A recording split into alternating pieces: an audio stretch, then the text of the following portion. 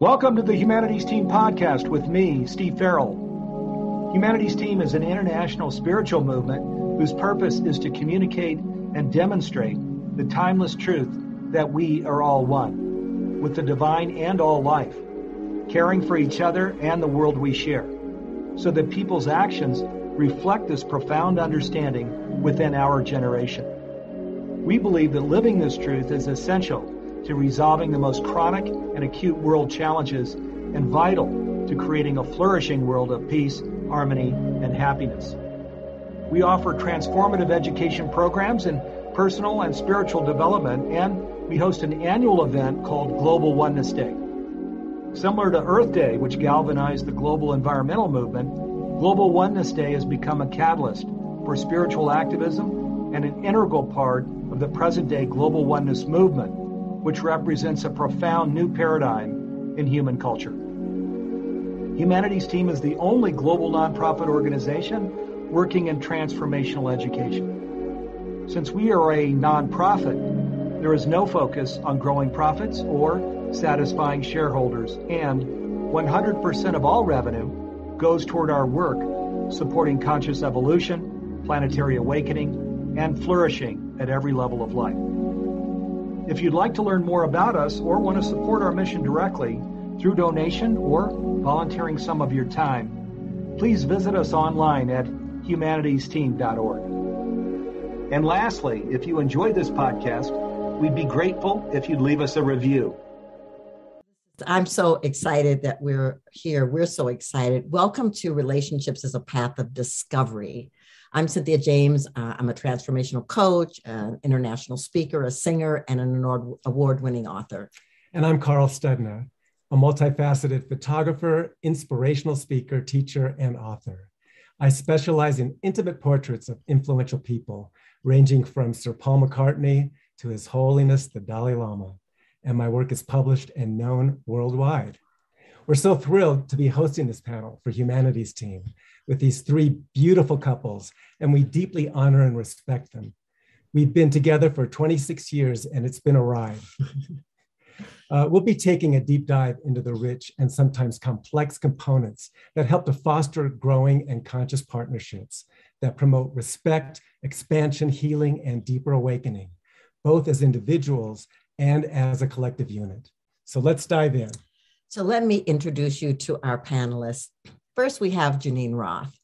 Janine Roth is the author of 10 books, including her newest book, The Messy, Magnificent Life, and the #1 New York Times bestsellers, Women, Food, and God, When Food is Love, Lost and Found, and The Craggy Hole in My Heart and the Cat Who Fixed It. Over the past 30 years, she has worked with thousands of people in her groundbreaking retreats and workshops, and she's appeared on numerous national shows, including The Oprah Winfrey Show, 2020, The Today Show, Good Morning America, and The View. Her beloved is Matt Weinstein. Matt is the nation's foremost authority of the use of fun and humor in team building. He's called the master of playfulness by People magazine and America's Pied Piper of Play by the Houston Chronicle. Matt is the founder of Emperor of Playfair Incorporated, and an international consulting firm that supports and presents more than 350 community building events each year. Matt was elected to the Professional Speakers Hall of Fame by the National Speakers Association and was honored by Successful Meetings magazine as one of the 21 top speakers in the 21st century. Marcy Shimon is #1 New York Times bestselling author, a world-renowned transformational teacher, and an expert on happiness, success, and unconditional love. Her books include the international bestsellers Happy for No Reason and Love for No Reason. Marcy is also the woman's face of the biggest self-help book phenomenon in history, as co-author of 6 books in the Chicken Soup for the Woman's Soul series. She's got a total of sales of more than 16 million copies worldwide in 33 languages. Marcy is one of the best-selling female nonfiction authors of all times, and she's currently leading a 1-year mentoring program called Your Year of Miracles. Her opening seminar has had more than 200,000 people listening. Her sweet beloved is Sergio Moroni. Sergio is licensed physical therapist, life coach, and a consultant who specializes in guiding people to experience rapid growth and transformation in their lives. In his 30 years of working with adults, youth, couples, and business leaders, he's had extraordinary success in helping people overcome depression, trauma, grief, and addictions, to help relieve stress and anxiety and resolve relationship and life transition issues. Sergio teaches emotional intelligence, advanced self-awareness, and integrative communication skills. And in addition, he guides people to learn to love themselves deeply and to live happier, more purposeful and meaningful lives. He is the co-author of Ready, Set, Live, Empowering Strategies for an Enlightened Life. Our next couple, Dr. Anita Sanchez. She is a transformational leadership consultant, speaker, coach, and author of the international award-winning book, The Four Sacred Gifts, Indigenous Wisdom from Modern Times from Simon & Schuster. She bridges Indigenous teachings with the latest science to inspire and equip women and men to enjoy meaningful, empowered lives and careers. For 40 years, she's provided coaching and training to executives and their teams in dozens of Fortune 500 companies, government agencies, and non-governmental organizations, including Hewlett-Packard, DuPont, AT&T, IBM, Johns Hopkins University, and many more. And she's created workplace strategies and initiatives, led global organizational culture change initiatives, and facilitated executive team and leadership development. Her beloved, Christopher Kit Tennis, an inspiring facilitator, trainer, speaker, and coach. Kit is known for his lively, engaging style and his explicit trust in the innate genius of everyone he meets. His contemporary work concentrates on leadership development, unconscious bias, employee engagement, resiliency, large systems change strategies. He regularly provides professional development peer review, training, and coaching to consultants, facilitators, and trainers. His recent publications include U.S. Experience in Managing Diversity, A Consulting View, and The Strategic Matrix for Diversity Initiatives. So great to have you all here. So our first question is, relationships can clearly serve as a path of discovery and healing. And the question is, how has this relationship supported your awakening? Because there are so many ways that our relationship has served as a tool for deeper awakening. One example would be, I went to USM, University of Santa Monica, a 2-year master's program, which was one of the greatest gifts of my life that opened me up to greater insight about myself, how to be more present, how to communicate, as a result of Cynthia going through it first. So she sort of led the way. She was kind of pushing me, but while she was going through it, I didn't. Lovingly pushing. Lovingly encouraging. She was encouraging. And it wasn't until she graduated that I caught the message. I went through it, and as a result, it was truly transformational for me. And we do this evening ritual of prayer and gratitude and acknowledgement that we really started. I don't know how long has it been? Like 24 years ago. Yeah, like 24 years ago. And that has been a tremendous aid for us in every night before we go to sleep, being with each other and being in prayer together, and having a list of things that we're grateful for, and listing what we acknowledge each other for, going back and forth 3 times. So even we do it all the time, even when there are occasions when we don't want to, moments of discontent. Moments of discontent. we do it anyway. And so that has been a great tool for us in that way. So let's begin with Janine and Matt. And if you could just share with us your experience about this. You know, I think that very early in our relationship, we started working on not blaming each other And I think that's so fundamental and crucial. You know, it's so easy to think it's all her fault. And really, both of us coming together and getting that realization that anything that happens is a circle, and then we both have our part to it. And even if it looks like I'm the victim and the totally innocent one, that's not the situation. And we become really, really good at helping each other out of that and really, you know, not getting it's not your fault. That something's going on that we need to unravel together. Yeah, I second that. Even when it looks like it's his fault.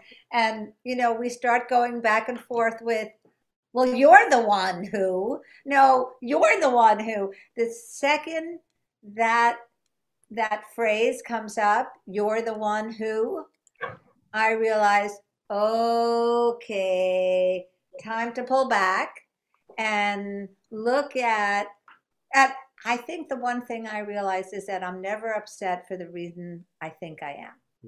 Mhm. And that it's actually never about him. And that's very hard because when I'm totally convinced that it is about him and I'm positive, well, maybe it wasn't about him those all other times, you know, for the 35 years we've been together, but this is absolutely the time. It is absolutely about him, convinced, and anybody would agree with me, and everybody would agree with me. And I can't believe he's not agreeing with me. That's exactly the moment where I pull back and I say, okay, well, it's not about him. Something in me has gotten triggered. What is it?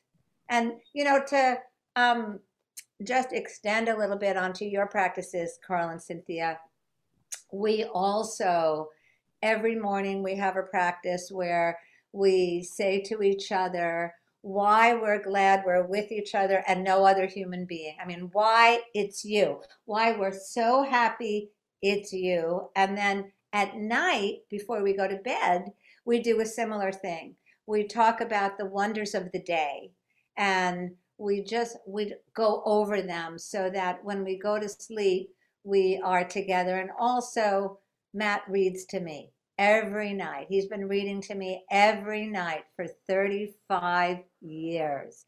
And we've gone through all the Harry Potter books. We've gone through all the Byron Katie books. We've gone through thrillers. We've gone through history books. We've gone through spiritual books. We've gone through everything. But it's a practice, and it's just so lovely and loving.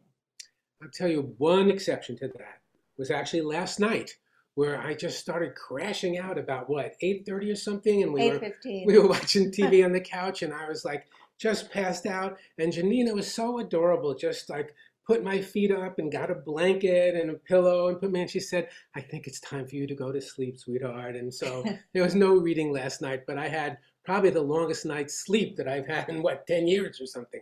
Whereas I couldn't really fall asleep without him reading to me. So it's a little what I would call dependence. But anyway, it's okay. Well, that's wonderful. And I guess I want to know, Matt, does humor help?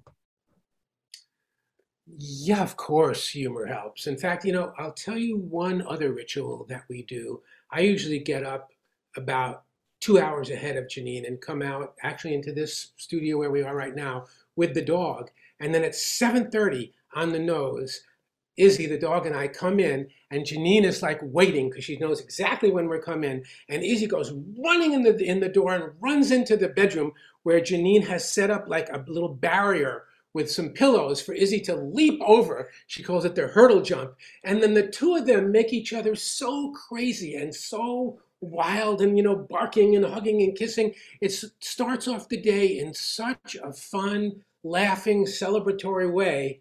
And I don't need to bring much of my humor in because it just manifests so spontaneously at the beginning of the day and it does my heart so good to start off the day like that together. But I will add one thing about Matt's humor. He makes me laugh all the time. And when I first met him, I don't think I really had such a good sense of humor. But now I'm able to laugh at myself and see things the way Matt sees them. He's much more easygoing than I am most of the time, not all the time, but most of the time, and has a wonderful perspective on things that really helps me just realize everything is okay and everything will be okay, and then to laugh at it. It's That's so beautiful. That's so beautiful. I know humor can be such a healing and uplifting component. We definitely have a lot of humor that goes on with us too. Cynthia can get very silly, especially at night. Silly is good. Yeah, silly's really good. Lightening up. Silly is really good. When I'm playing with Izzy, I'm down on my knees and I'm doing this, and then I'm puppy prancing, and then I'm just doing these ridiculous growls and. Mm-hmm. Yes, that would be hard pressed to see you doing that with anybody else or in one of your classes, but no. I feel very privileged to see it every day. Well, thank you guys. Thank you so much. So Anita and Kit, let's hear from you guys. I'm having to look over at Kit because sometimes I get this date wrong. We've been together, married 47 years. 47. And yes, 47 years. And so let me just say, when you get in a relationship, you don't just arrive where we are now. So I just love hearing you all talk about what came to mind for me is clearly I've been our relations help awaken, because I remember the first 5 years I showed up with all my stuff from my childhood, right? About being a daughter, who I could trust, who I couldn't. So all sorts of difficult things, poverty, abuse. And yet there were wonderful things in my childhood too, from Indigenous elders. But truly, I showed up. I have to admit that I have such great trust in the Hoopoe life of everyone, everything, but the two-legged human beings. Those I check out a lot. And that is so different now, where I enter relationships, every relationship I learn from, but I enter relationship with an open heart and trusting. And a big part of that came from being with Kit and finding him in my teens. And I was someone who said, I'm never going to get married. I mean, men are okay, but, like a little bit afar. I'm just going to, and then this guy, white guy, I'm Indigenous, I'm Latina, and a white guy from Iowa shows up. And I just was like, floored, like, what the heck is that? And he was so curious about everything and open-hearted and trusting, and I overheard him saying, I'm not looking for a woman to take care of. I know women can take care of themselves. I'm looking for someone to share dreams. And I went, whoa, who is that? And from then became a whole process where not every night, but yearly we would put together, I love the different places we'd be in the world, but we put together a list by ourselves first of our own dreams for the coming year. Some were longer dreams, but we made sure for at least for the year. And then our dreams together. And then we share and also write down what we hope our dreams together would be. And then we'd exchange the list and just spend time looking at them, reflecting on them. And then we would engage, and I remember times we were on the sand in Cabo and just laughing at, having fun about what these were. Is that even possible? I don't know. Let's see how far we get. So it became more like that. Like it's a journey, a reality journey of creating what some might say was impossible. And clearly from my beginnings, and that's why I want to share it for any of those that you're watching, is that it's not always all tidy and nice. There's a whole process, and it's not linear, and it goes back and forth. But what I will say is that I can imagine becoming awake, becoming a whole human being. As an Indigenous, we're taught that this journey for everyone is about how to remember to be a whole human being who's in right relationship with yourself, other two-leggeds, and all beings, and the sacredness of that. So thank you, Mr. Kit Tennis. This is from Iowa. Yeah, I don't know if you want to add different things. We didn't even like each other when we met. That's true. I mean, we met in college through a friend in common, and the story's a little complicated, but Anita saw me as a dirty white hippie, and I saw her as another one of those stuck-up Chicanas who's too good for everybody, like the Chicano boys were saying about her on campus. So we're like, I'm not sure about you, you know. But we ended up working together. We ended up being recruited by a friend in common to become student body tri-presidents. And we went in a matter of weeks from avoiding each other or just being studiously polite with each other to being an item, because we discovered we saw the world so much alike in spite of the very different backgrounds that we came from. And ever since it has been enormous overlap and big, beautiful differences and overlaps and differences. Anita has always had an affinity for nature, but was horrified that I wanted her to do things like put on a backpack and go backpacking. to take a chance in move into a house on a mountaintop that was an utter, destroyed, half-built, derelict, terrifying mess. But she had the faith to say, okay, if you really believe that we can do this, then we'll do it. We're still in that house longer than any of our family have ever lived in a house before. We've been in that house now for almost 41 years. And every day, one of the ways in which our two energies flow together is one or the other of us will look out the window at off this mountain ridgetop into the extraordinary hillsides around us in Colorado and just marvel at how lucky we are and how wonderful it is. And we each are pointing out bits of nature back and forth to each other. And so it's that if there's any one thing that helps us on a daily basis, it is sharing our connection to the natural world when we're with each other. Now that doesn't mean that we don't often also have differences of opinion and that sort of thing. As a matter of fact, one of our favorite lines that we borrow from somebody else is, "Don't make me blame you." So silly. It's ridiculous, isn't it? Well, that's beautiful. Thank you both. And your house surely doesn't resemble anything derelict today, because we've been in it. And it is awesome living space. So let's move on to Marcy and Sergio. Well, I first have to say I've already learned so much. Janine, I am going to, instead of having Sergio read to me every night, I'm going to have him sing to me every night before we go to sleep. So I have to say that our relationship has definitely been the PhD program in personal growth and spiritual awakening for me. I mean, this has been not necessarily an easy relationship. We are very different people.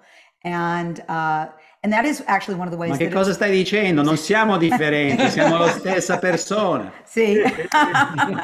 So, I'm very, Sergio, I'm very much out into the world. Sergio tends to be much more spiritual. So he helps me, remind me to do my spiritual practices. The thing that's been really fortunate for us is that we both felt from the start that it was a dharmic relationship, that it was our path for soul growth. It was spirituality. Awakening was really our reason for being together. And I just, I'm going to share just a tiny bit of our coming together story, because I think it gives the perspective about the destiny that we feel that this is. And I was 41 and single, never been married. We, by the way, are the baby couple of everybody here. We've only been together 22 years. So I was 41 and I went to this nadi leaf reader from India. And the nadi leaves are these ancient records that are kept in India on strips of palm leaves. They're thousands of years old. They're like kind of the Akashic record.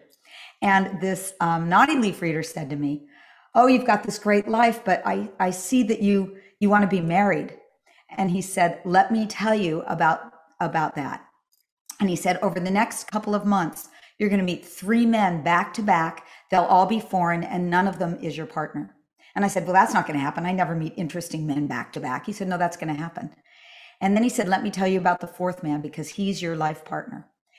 And you'll meet him in about 9 months. He'll have dark hair.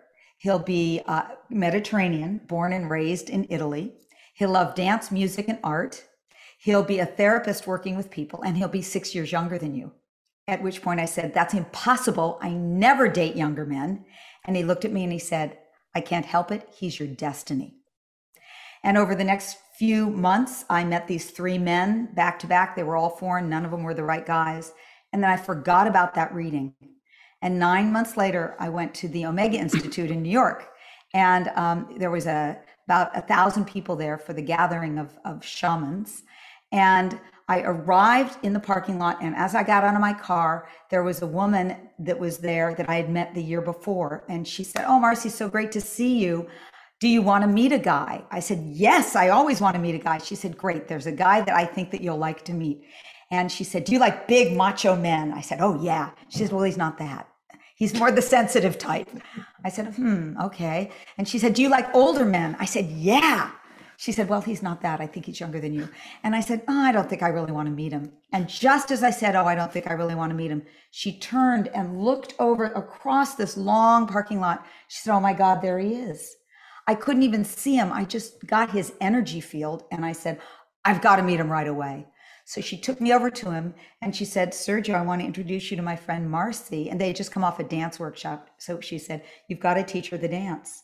Before he said hello to me, he took me in his arms and swept me around this gravel parking lot. And I looked in his eyes and I said, that is my life partner. And I had forgotten about all those other things that the astrologer had said. And over the next few months, we had all kinds of conflict and we decided to break up. And I just remembered the day after we decided to break up, I went back to that reading and I read it and I called Sergio and I read it to him and he said, it's our destiny. Let's lean into this and see what happens. And so it's really been a feeling of destiny. And I know you want to comment on that. Yeah. So it was immediately after, as soon as we got together, it was like I was swept into the Marcy magic field, and it was like there was so much love and so much light and so much expansion. We were going to India, we were meeting gurus. It was just like, but what I learned from that experience more and more was that as much as we were blissing out on love and light, and during those early years, we were still really immature. We didn't know really how to connect well with each other. And we were in some ways just trying to expect each other to fix it. And it wasn't until I started realizing that, there was a need to kind of connect and deal with our own shadow stuff, to go deeper into our own process, that you couldn't just throw love and light into the relationship and expect real awakening. There had to be an awakening kind of down and deal with the stuff that we came in with. And once we got into that practice and tapping into really good practices, that's when things really started changing for us. Wow, that's incredible. What an amazing story.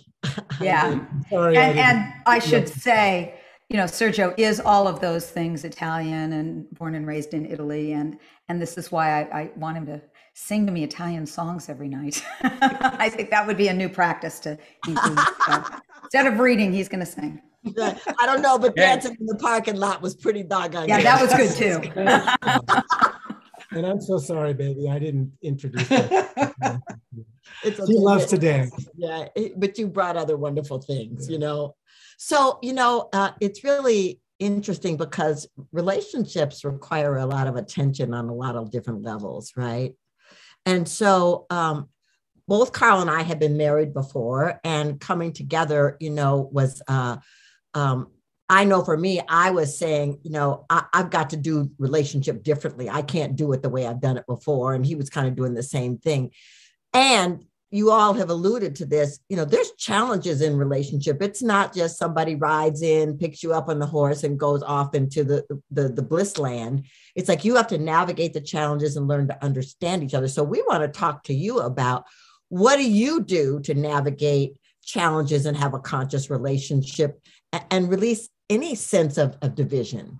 Yeah, at the end of my first marriage, I learned a lot. It was very, very painful because I recognized that one of the large reasons why we broke up is because I was afraid to communicate certain things to my first wife. And I didn't know it at the time. It took a lot of pain and soul searching. So I was really devoted after that my next significant relationship, that I had to be fearless, because it was such an irony, because in the first marriage, I thought, I can't say this, I can't say that, because I was afraid that she might leave. And then the irony was, I realized, well, it's because I didn't communicate and say all those things. And that's why she left. So that was a huge, huge awakening for me. And so then Cynthia and I got together, and it was so strong and so connected. And then we ended up doing this weekend relationship workshop, and it brought up a lot of stuff. In fact, so much so that at the very end of it, I was so plugged in about something.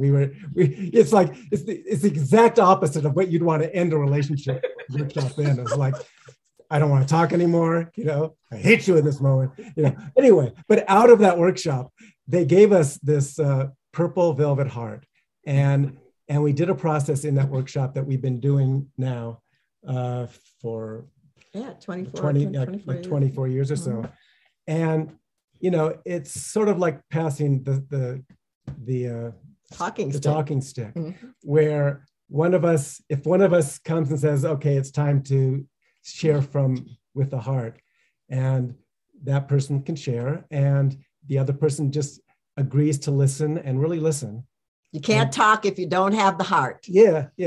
So that's helped considerably during times when one of us has felt like there's an issue that really needs to be a deep issue that needs to be talked about, and it ensures that we can speak without the defense of the other person, and then have that person speak. And it's been extremely effective for us in that way. Yeah, and it's really interesting, because if you can't talk and you can't move into the blame game, then you really have to drop into the heart. You have to really listen, because now it's not coming up with what you're going to say to be the pushback. It's like, what are they really saying? And it's amazing what it has done for us. I mean, we've had a couple of places where there were pauses for the cause, and it was like, okay, time for the heart. And it's really been incredible. So we want to know, what do you do to navigate challenges? And let's start with Anita and Kit. I'll give you one that I use routinely. We have worked together continuously for 47 and a half years.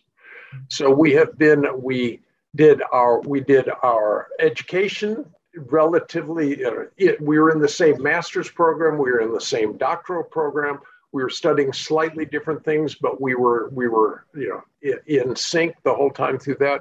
We came out, and both of us worked in the human services world, and then we went on to managing organizations, and then we went on to consulting, that sort of business.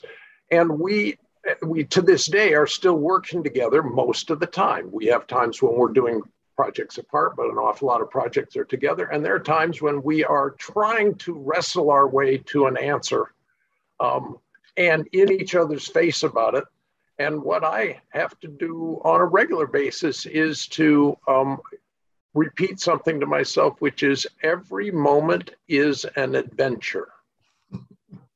And as soon as I do that, I can step back, and it's sort of like I'm viewing myself in a novel where we're the protagonists, and now I'm not attached in the same way. And Anita will look at me and say, oh, we're in the middle of hammer and tong, and she'll say, why are you grinning at me?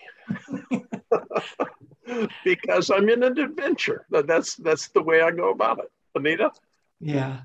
I think for me, one of the things I realize is, I think it comes a lot from early programming, but even programming that exists now, is that, there are certain boxes that women and men, female or male identified people, we're supposed to be in, all these different things, and something's more important than something else. And so for me, it's always remembering, I go to this place and we'll talk. The key thing is we communicate. And what I will say is that, what's more important, the individual or a partnership?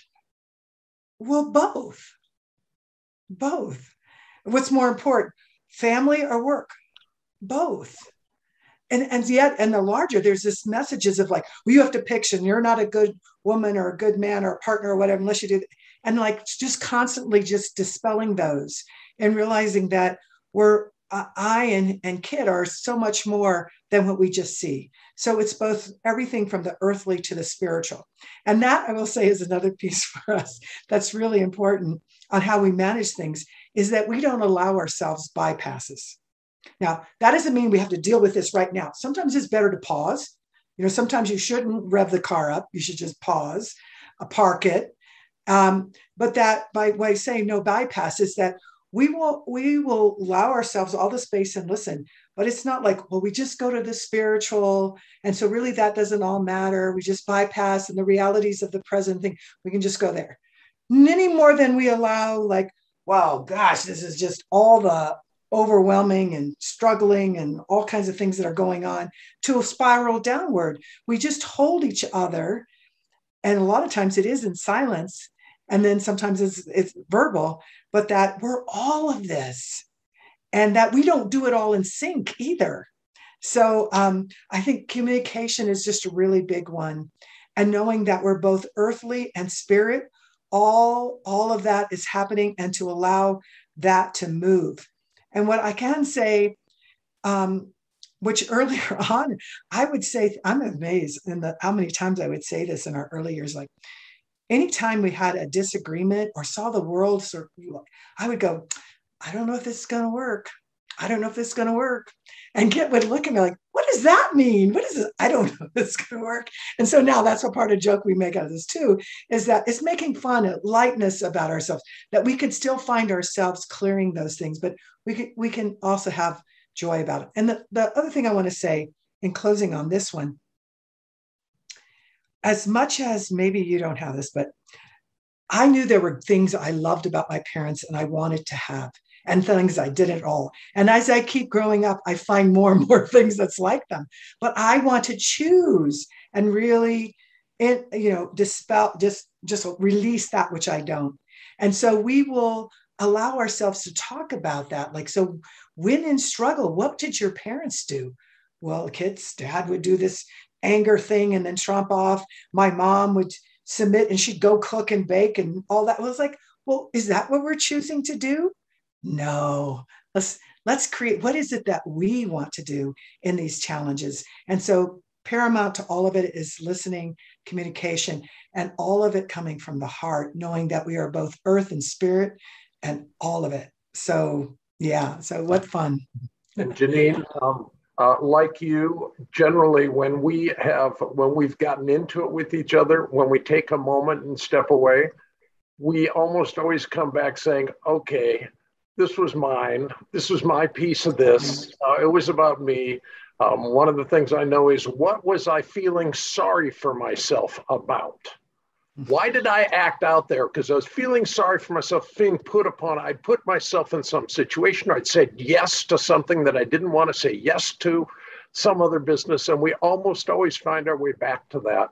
And as soon as we own up, then the water settles really quickly.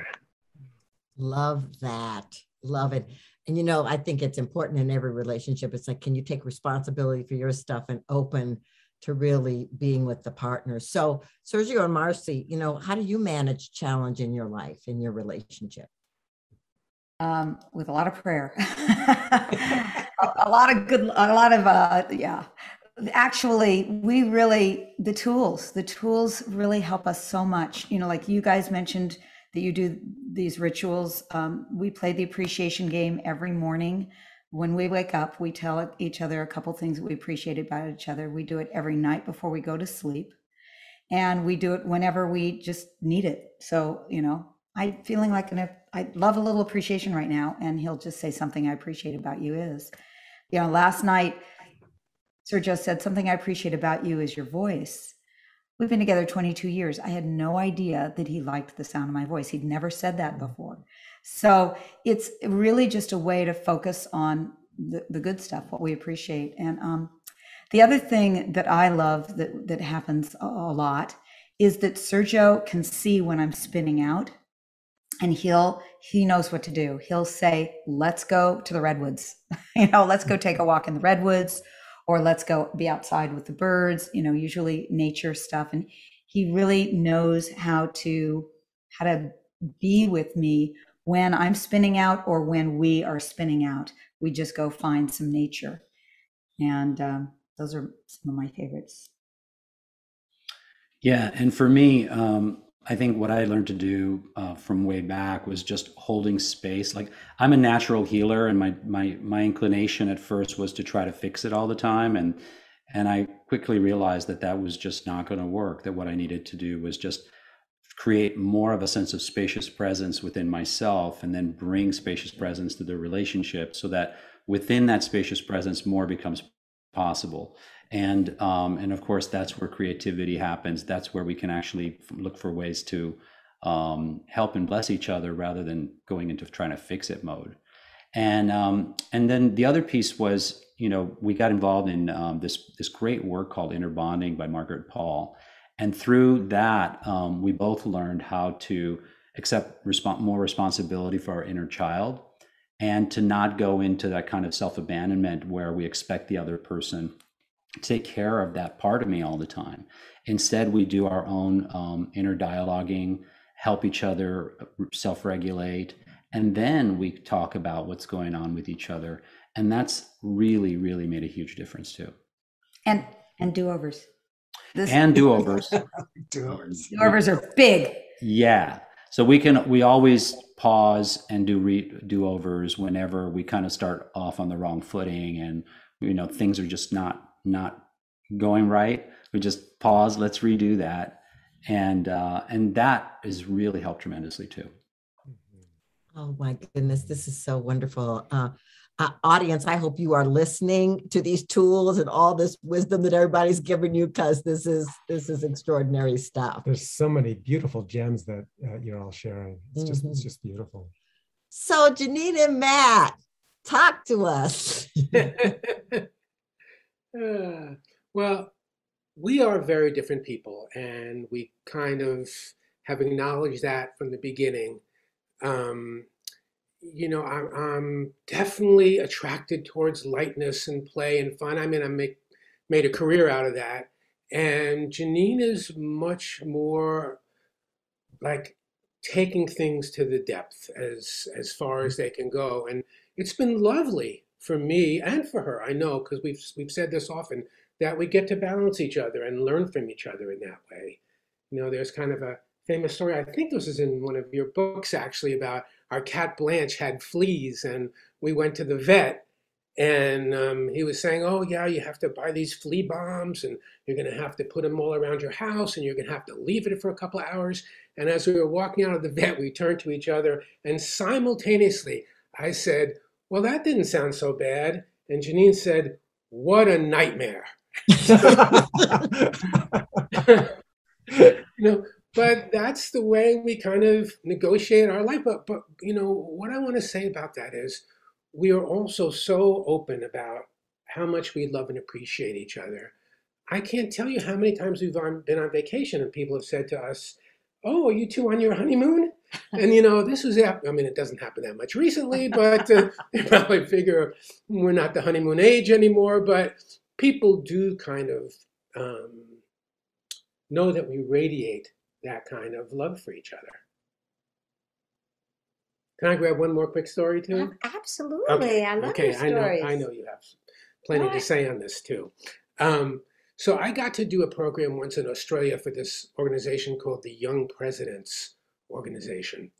And Janine didn't come with me on this trip, but they took us on a little bunch of private planes to see some kangaroos. And I was sitting next to one of the members, one of the female members, and she said, oh, is your wife with you on this trip? And I said, no, she didn't come along. She said, well, what does she do?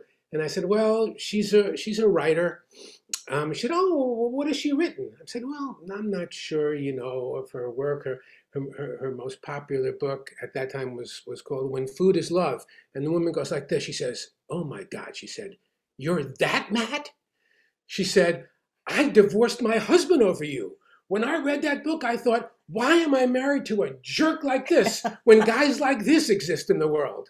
So, I am often a character in Janine's books, and people say, doesn't it trouble you? She always tells the truth about, and in fact, she makes me look a lot better than I really am.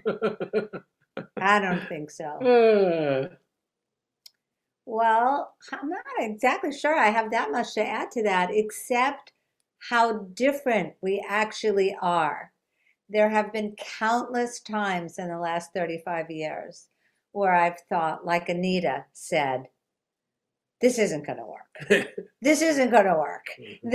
We are too different. And I have had many judgments about Matt, which, I've told him about. I don't really hold anything back anymore.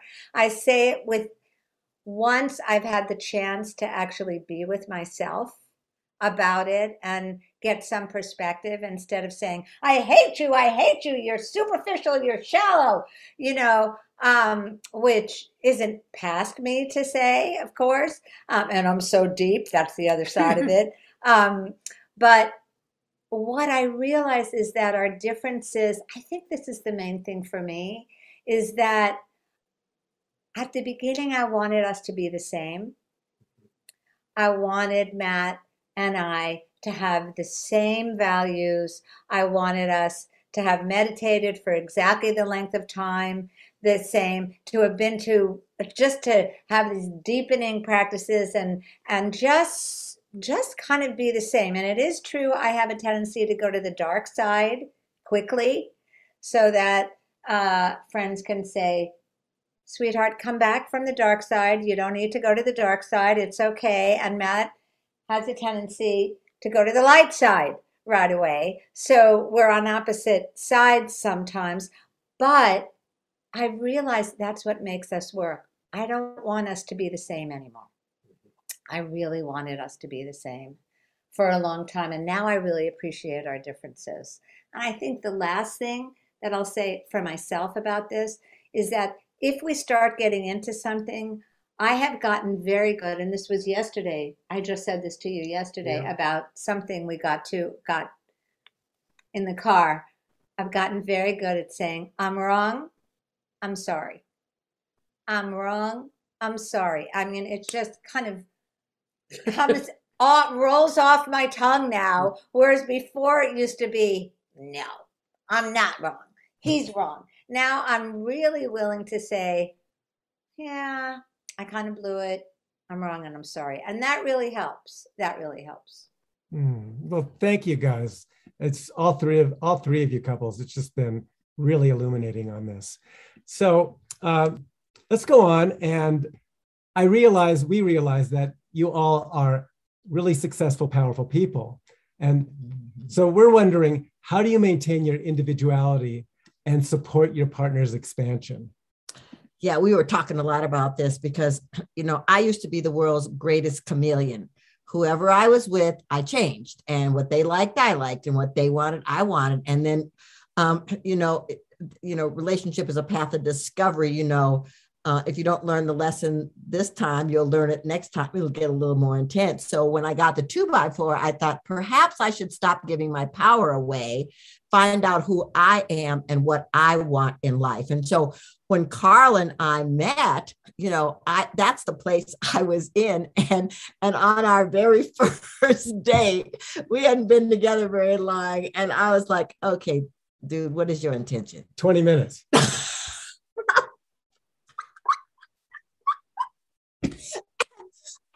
But the great thing about that is from the very beginning, there was no masks on either side. It was like, this is who I am. This is who he is.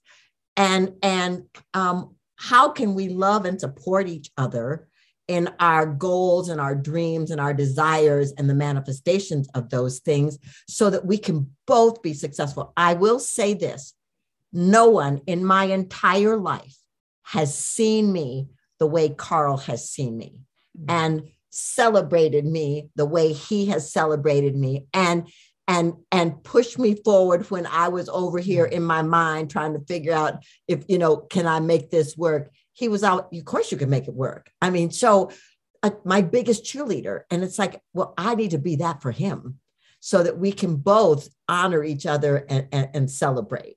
Mm-hmm. Thank you, honey. You're welcome. That was good, huh? That was really good. Men, we never hear enough of that. That's all I can say. Okay, so let's begin with Marcy and Sergio. You want to go for it? Go for it. Okay.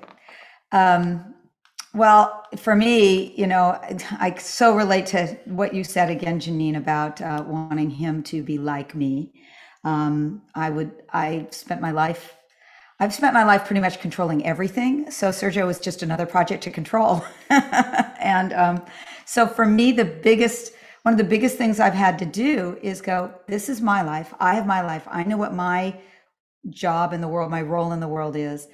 And Sergio has his. And it's not my job to control what it is he's doing. And that has been really one of the biggest challenges and lessons of our relationship, really, for me, has been to just let go, trust that he's doing what he's here to be doing, and I don't know better for him. And also really not projecting onto him.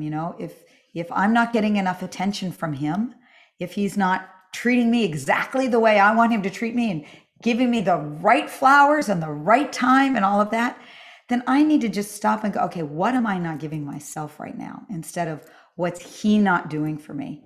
And that has been, it's a work in progress, definitely a work in progress, but I think that we're really navigating that really well. And so the letting go of control and the letting go of projections is really a big way that I've stayed in my side of the road and let him be on his side of the road.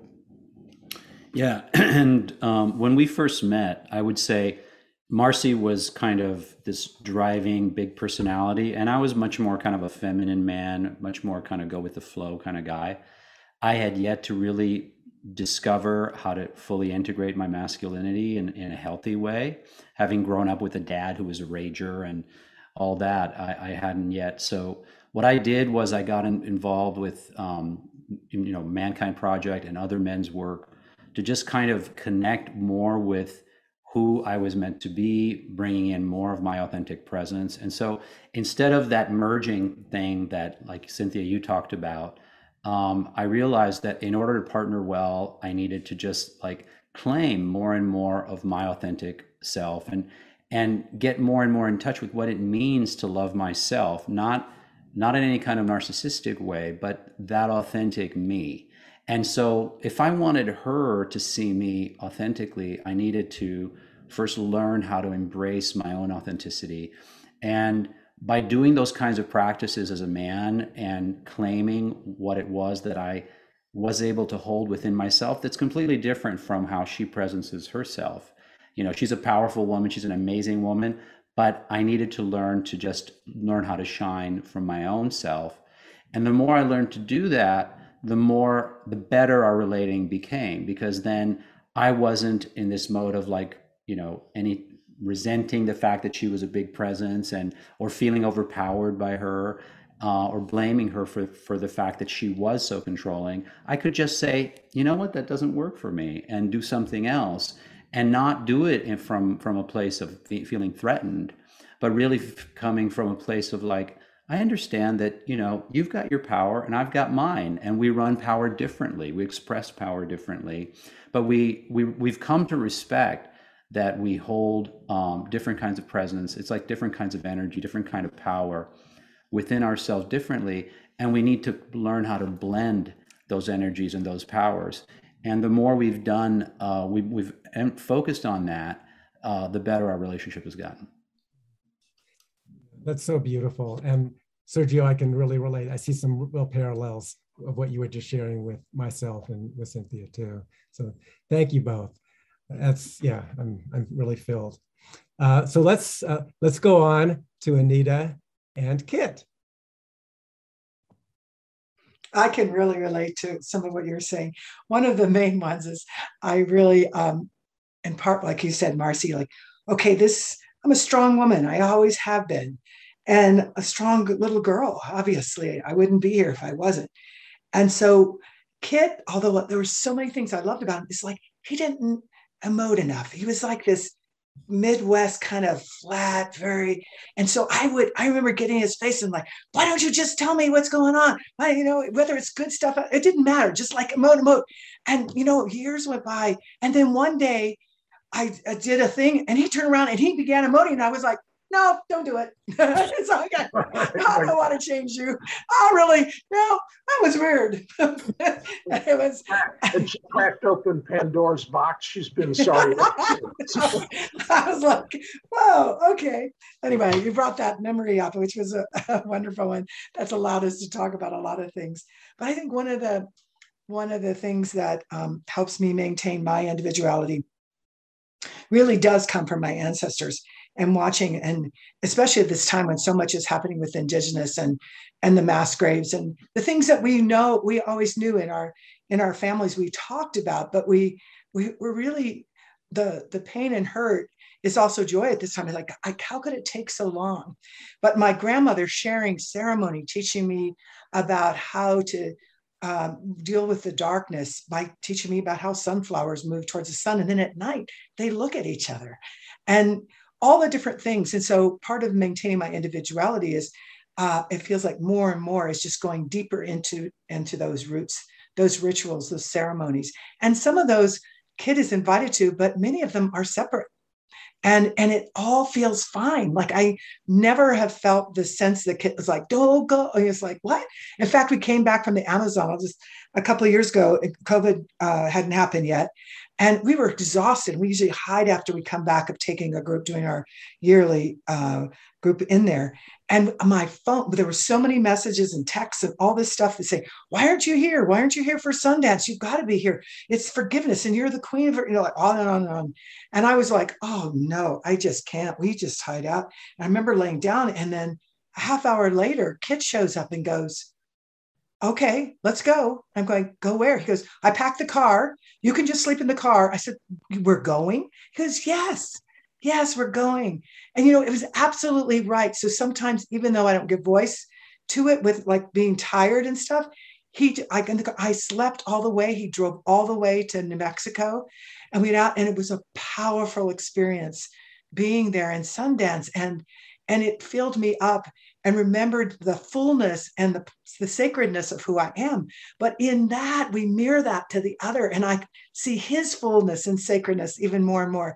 And so I get excited every day, whether it's going to like a formal ritual, a very sacred thing like that, or as Kit was mentioning, just being with the birds and watching the hummingbirds who just know us so well. So they're right at our ear, just greeting us and stuff. Is that so keeping one's individuality? I mean, I can tell stories where it's difficult, but the reality is there is no other way to be both the individual and part of the whole. It's not separate. That's the illusion. And so I feel like I'm excited about what's to come after these 47 years. What's the next 30, 40? He plans to live a very long time. So I'll just say, for a little sense of humor, he's going to live to 113. I said 106, but I said he had to wait 2 years before he remarried because it's only proper. And now I've said, honey, just go for it. If you can make that happen, just go for it whenever I'm gone, because this is just too great of an adventure, of a journey of expanding, of knowing who I am and what I am, not just but the connection to the whole universe. We have rivers of elements where we're in common, where we see this. Our sons roll their eyes because routinely one of us will have stopped in to say da da da da da da da, think about this, and 5 minutes later the other one of us will show up at their door and say exactly the same thing, and they just sort of roll their eyes. And at the same time, we're ferocious advocates for each other's desires, for each other's dreams, for each other's differences. And so Anita, in the last couple of years, because of Four Sacred Gifts, Indigenous Wisdom for Modern Times, her wonderful book, has been invited to activities and ceremonies all over the world. And I have happily and sorrowfully said bye-bye and sent her off to do all those, although we might be talking as we can from the hinterlands of Kyrgyzstan and other places. And at the same time, Anita might come home and I'll be there with her for a little bit. And then she'll say, I can tell you need to go up in the mountains, get out of here, take the dog, go up in the hills, or go, we read. Anita never reads fiction. I read almost nothing but fiction. And we both just support each other completely on it.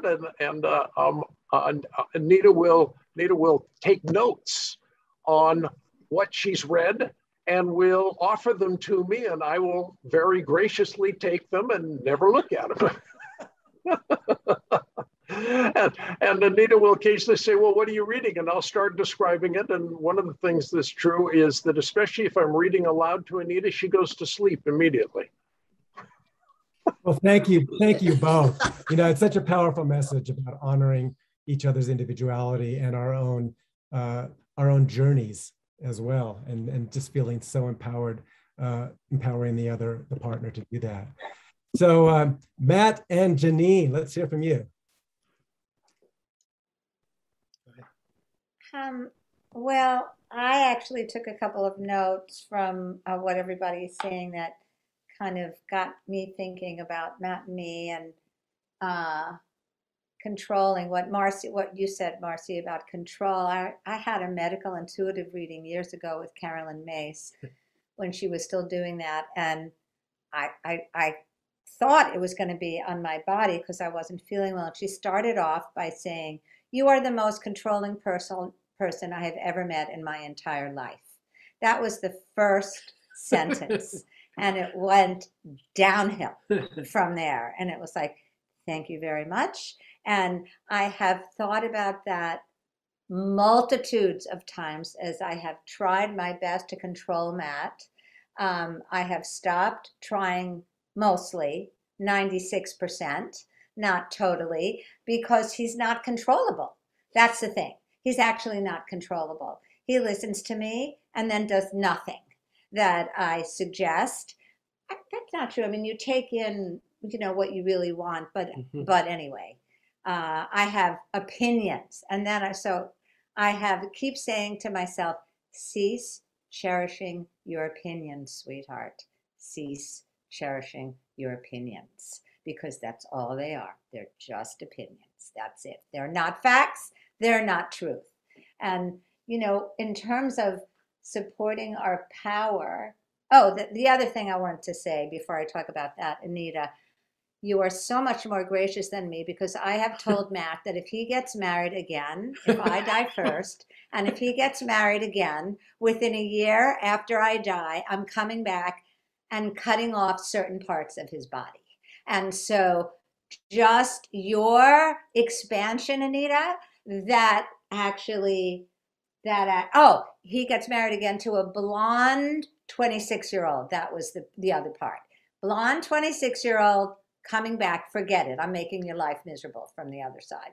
So we haven't gotten into the 2 years the way you talked about, Anita. I like that. I'm going to revise what I say to Matt, although I haven't said this to you in a long time. The one last thing that I want to say before Matt talks is, when we met, both of us, I was 35, Matt was 38, and so both of us were quite well established in our work.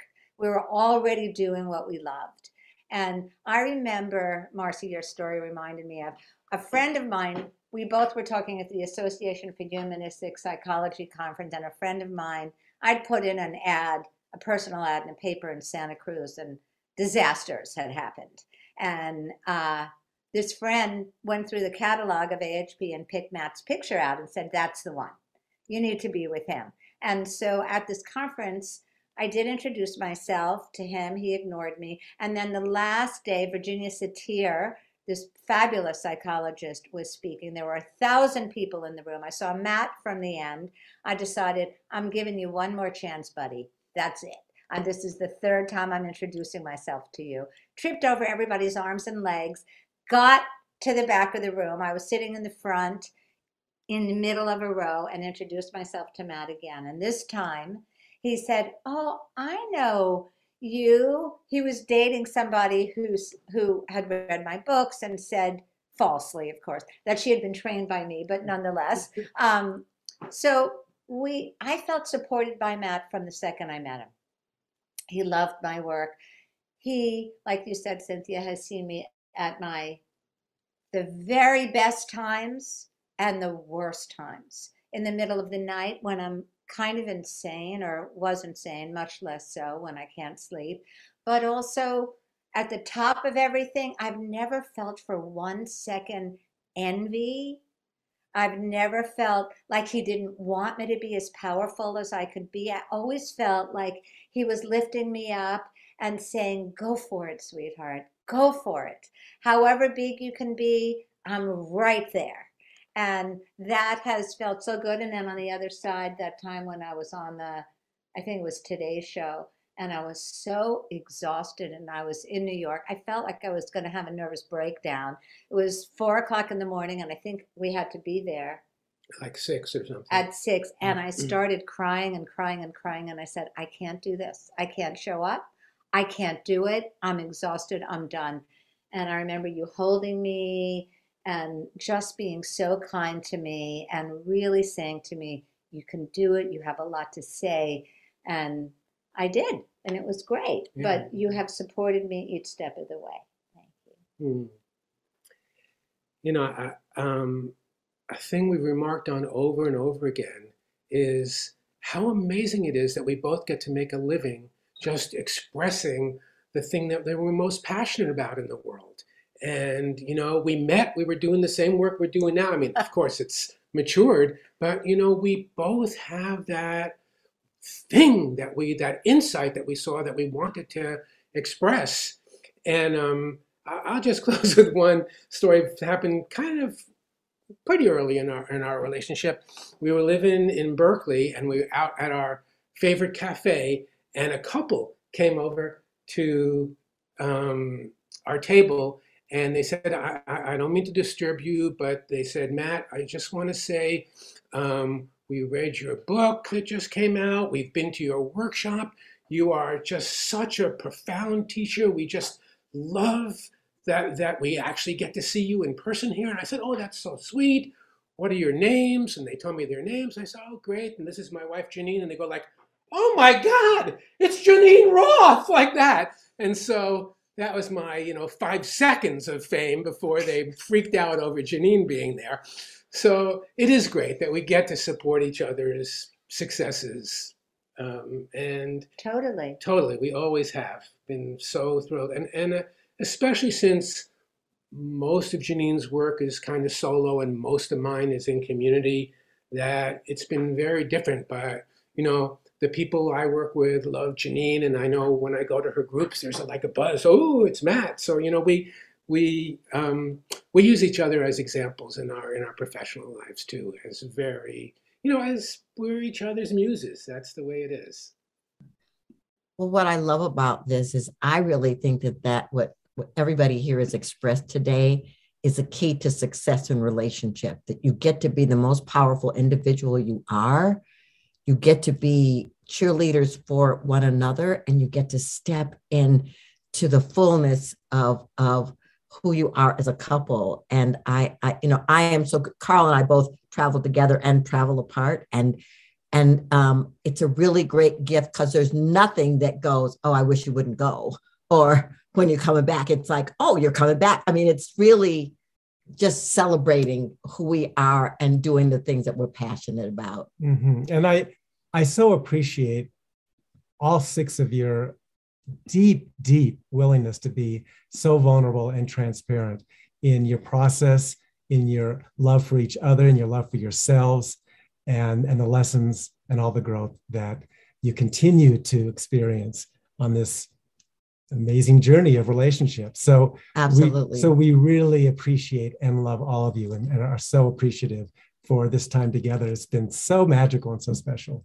So thank you for being here, bringing your wisdom. You are shining examples of manifestation, nurturing, and honoring love, and honored to walk this path with you. And anybody listening, listen over and over again, because there were pearls here. Absolutely. Thank you. Thank you all. Bye. Thank you so much. If you'd like to receive all of our new podcast episodes, please click on the subscribe button. To find out more about Humanities Team transformational education programs and about how you can help support our mission, please visit us online at humanitiesteam.org, where you can also sign up for our email list so we can let you know about our free online events and other news about what we're up to each week. And again, if you enjoyed this podcast, please leave us a review. Thank you.